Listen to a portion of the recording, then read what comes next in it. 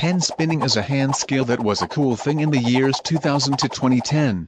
It makes use of a simple writing instrument to entertain oneself. By manipulating a pen, many tricks can be done, like thumb around, finger passing, and inverse shadow.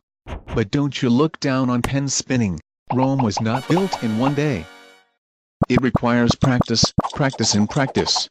Through pen spinning, the coordination of your hands can be improved. It also reminds you of the human nature. You may ask why. Think about it. What makes us so different from animals besides brain? It's our flexible hands. As technology improves and people grow up, less and less people use pen to write and draw. Tablets and laptops gradually substitute pens. At university, almost everyone has a tablet. Students use tablets and laptops to take notes. People use computers to work. The trend of pen spinning starts to decline. It also means that the scope of common use of hands has been narrowed due to technological advances.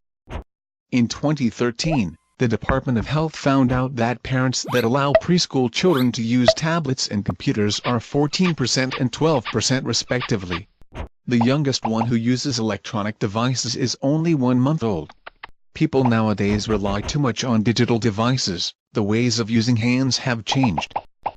One click, one swipe, the answers are shown on Google. It's too convenient. People don't have to think. Learning becomes reciting, copying and searching on the internet.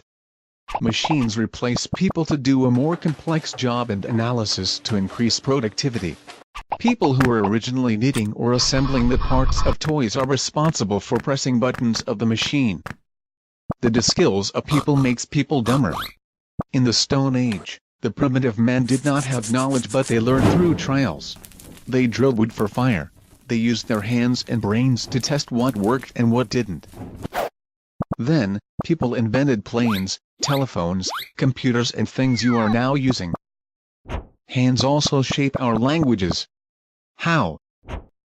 Primitive men did not know how to speak, but they used their hand gestures to communicate.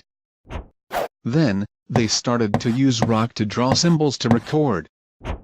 Remember how traditional Chinese words came from? Hieroglyphs were invented by drawing the shapes of the objects. So, how are hands related to brains? How can we be more intelligent?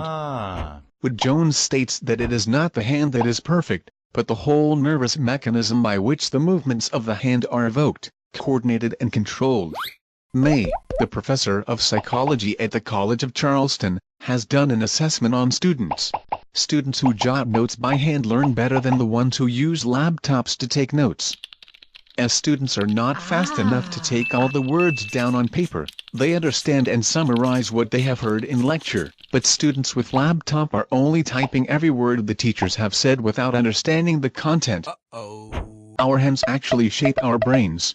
The increase of hands use in employment and modification of objects that are already existed can lead to a survival benefit for the next generation. By making and using simple tools, the brain size would have a relatively moderate increase. Richard Sennett, Professions in Sociology and Humanities, says the basic human impulse to do a job well for its own sake, and good craftsmanship involves developing skills and focusing on the work rather than ourselves.